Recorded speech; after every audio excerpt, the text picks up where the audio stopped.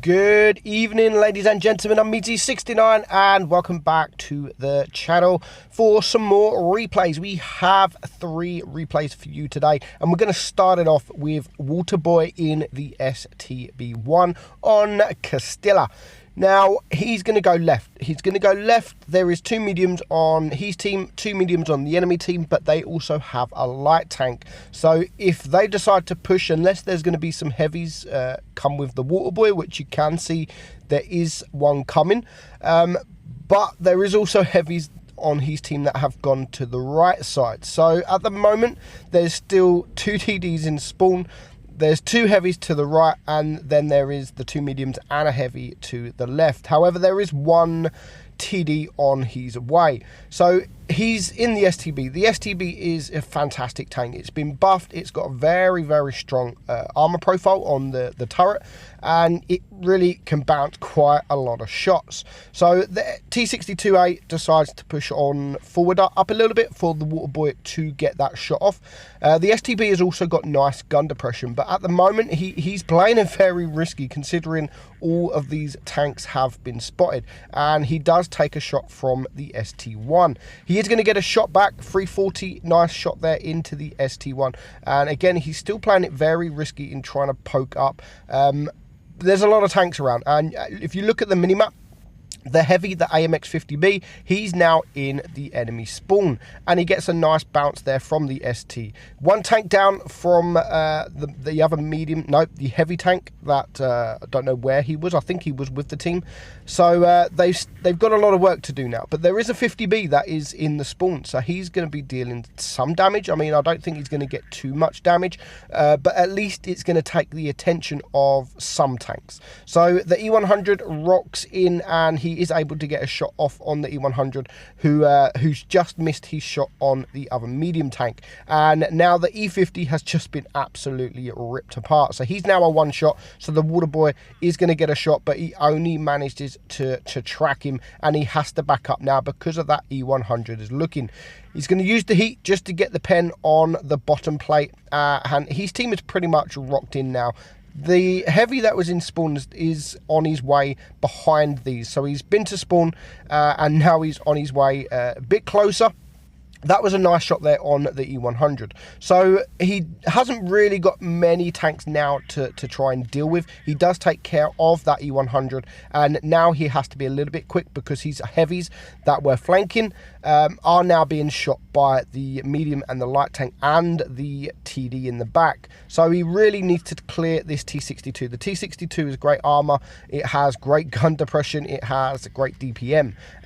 He does get wrecked, absolutely wrecked from one of those TDs, which is going to come back and haunt him very, very soon. So at the moment, it is now 4 against 4. There is the FV at the back, there's the waffle at the back, and there is this back chat that is only a 1 shot, but there is also that ST from earlier, which just disappeared. I mean, the heavy tanks are now in spawn, and he's literally just disappeared. So he does take out the back chat to bring it down to a 3-on-3 before the AMX-50B gets taken out. Nice shot there in on the waffle, and now he's going to try, but he can't aim for too long because he is getting looked at. He needs to try and get these snapshots. It's 2 against 3. He's TD is on his way. I mean, I don't know if he's been AFK all that time, but he is on his way, and the enemy have just caught base C, which it will be the ST1. So at least we know where 1 tank is, but they do have 2 cap points. They need to start clearing some tanks, and the waffle does clear the enemy waffle, and he is capping base A, and that was before the FV4AA5 reset the cap. So now there goes the waffle. He's going to get a shot, nice shot there in on the FV. I think the FV may be on a reload. He might just have 1 shell left, but he needs to be quick. He needs to rush this guy. He hasn't got a choice. I know he's an auto loader, and if he misses his shot on him, then he is literally dead meat. But he has no choice. 700 cap points. Maybe, I was going to say maybe he could have retook the base A, but considering the enemy, the ST is capping base be. He thought he would get there on time, and he should get there on time. He will get there on time, but he does make a few mistakes. Now, we know that he's quite healthy in regards to hit points, and at this stage, that was a bad miss. That was a bad miss, and that was unfortunate, but he needed to get into cover without getting shot. Now, 3 cat points, and their cat points are going up 850, and it's just going up and up and up. He has to rush. He's got no choice. The ST, I think, actually shoots and misses, and this is his opportunity. It's going to take 2 high rolls to clear him, 3 low rolls, 930. He should be able to do this. 950, 24 hit points, and you're never going to guess what is about to happen. He bounces. He freaking bounces. 1,000 supremacy points for the enemy. That is just so unfortunate. He should have aimed. I mean, when it's that neck and neck, he should have aimed, but he's still done a fantastic job. 7,744 damage. Could have been a win. Could have easily been a win, but we all make mistakes, and I'm sure he knew exactly what he did. But still, thank you, Waterboy, for sending me that in. That was a great replay. Next up, we have Kevin from the Strat clan, and he's driving the Chieftain Mark 6 on Himmelsdorf. Not a bad tank. I love the tank. It's got such a strong armor profile on the turret. It's got a nice reload. It's got a nice gun. It's got nice gun depression, nice speed. Like the tank is just a great tank. It's not OP. I mean, the armor's not amazing, but the turret is absolutely amazing. But it does have that weak spot. It has that hatch, and it can easily be penetrated if you give the enemy time. Where if you don't give them time and they rush their shots, then they are going to struggle to be able to penetrate you. So at the moment, he's in a great position. He's in a fantastic position. He's getting those shots off. 1,300 damage already. He has bounced 1 shot, and he's now going to try and deal with that E100. Nice high roll at 450. That was a premium round, so it does less damage. So that was actually a nice roll there for the Pramo. And he's now going to get a couple of shots in on the T57. So at the moment, he's doing a great job. I mean, he's in no problem, no trouble. He takes out the T55E1, so that is 1 tank down each. But now there is the Jaegeru, who bounces on his turret, and the E100 has decided to start pushing. I mean, premium, says the Jaegeru. Well, of course, because you hold down. Like, of course we're going to use premium. How else am I going to be able to penetrate you? That winds me up. That really winds me up when people start calling you a gold noob because you can't penetrate them, so you switch to Pramo. What else are you going to do? Like, are you just going to shoot and not pen? Like, what is the big deal? It's there for a reason. Use it. He's not exactly spamming it. He's using it when he absolutely has to use it. And as you can see now, when he doesn't have to use it, he's going to switch back. Why would anyone want to just spam Pramo when it really dramatically lowers that DPM of yours?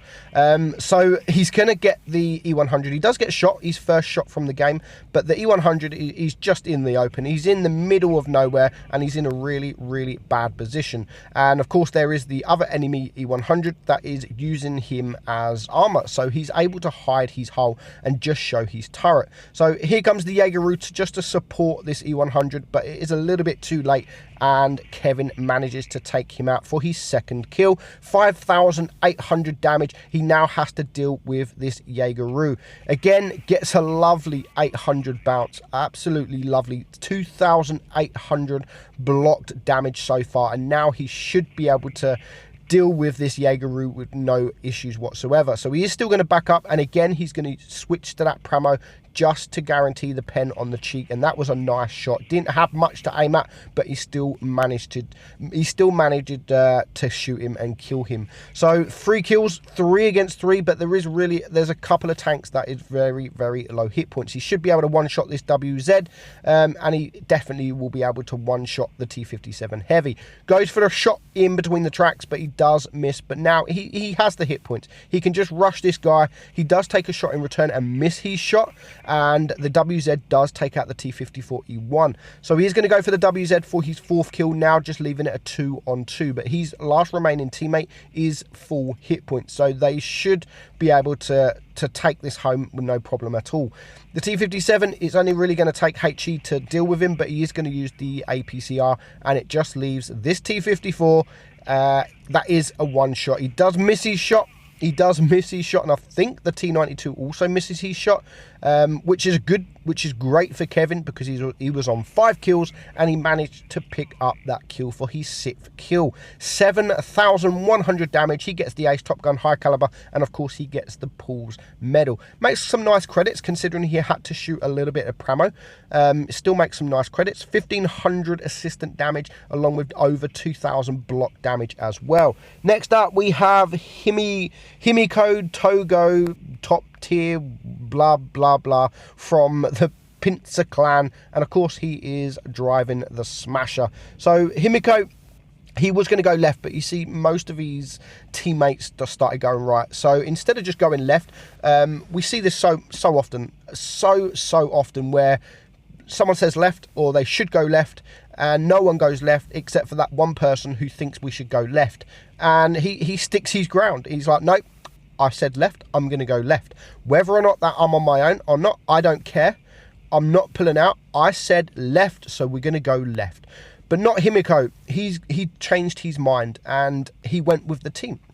He went with the team, and that is going to come back and help him at a later stage in this battle, because as you can see at the moment there is only 1 tank spotted. So where is all the other tanks? Of course most of them are going to be at the left side, so if he would have carried on going to the left side, he wouldn't last very long. Now the SU-152 is actually dealing some damage. He's bringing one of his teammates down to a 1-shot. He's being very, very risky here. I personally would wait. His platoon mate in the Comet has just absolutely been ripped apart, and he's going to get ripped apart even more. He is going to take a shot from this SU, and he only gets 73 damage in return. That was a nasty shot, because he used half of his hit points to get that 73 damage. So the hit point trading there wasn't so good, and his platoon mate is now dead. So 2 tanks down for his team, 1 tank down for the enemy. The Chaffee here is a 1-shot. Doesn't need to use the HE. He can easily clear him with the AP for his 2nd shot, bringing it down to a 5-on-5. Now I can see that 4 tanks are spotted on the minimap. So where is that 5th? If we know where the 5th is, then we can play it a little bit more aggressive. But it is 4 against 5. There's a lot of work to do. And there is the 5th tank, the KV-1S. Now he does switch to HE there. Still does 348 damage, but I think he would have been able to pen him with AP and probably do just that a little bit more. So the KV-1S is now running away. I mean, he took the damage and he didn't take any shots in return. He didn't give any shots where he probably should have, and he's going to pay the price because he's now dead. So 3 kills for Miko, and it is now a 2 versus 4, and his last remaining tank is a 1-shot, and there he goes. 1 against 4. A lot of hit points to get through. A lot of hit points, including a Smasher and a KV-2 that are both pretty much, I think they are actually both full hit points. So the medium tanks are now flanking around, and they are good tanks to get rid of because they're quick. They have the DPM.